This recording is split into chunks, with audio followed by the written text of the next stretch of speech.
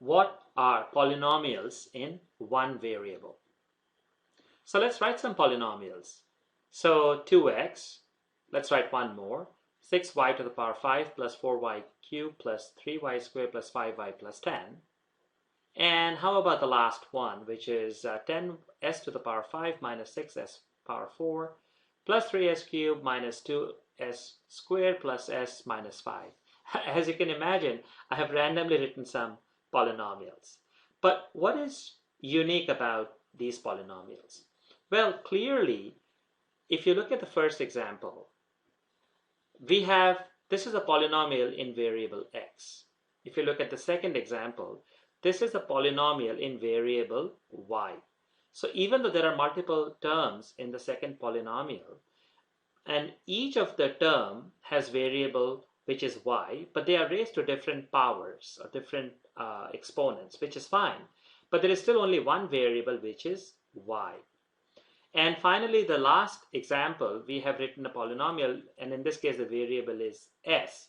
And again, like the second example, the variable is raised to different powers.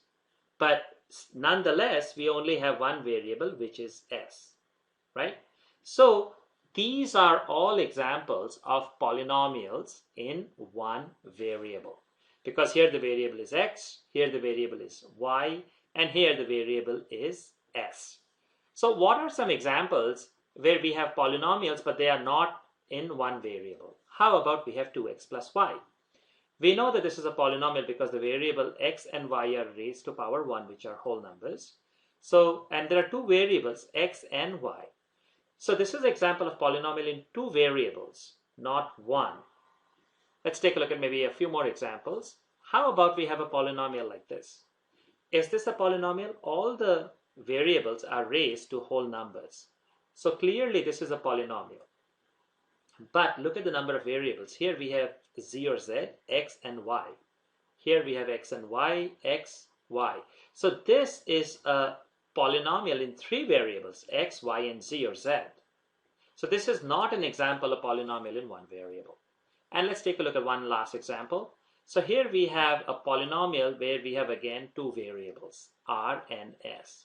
So these are all examples. So first one is example of polynomial in two variables. This is an example of polynomial in three variables. This is an example of polynomial in two variables again, and none of them are polynomials in one variable.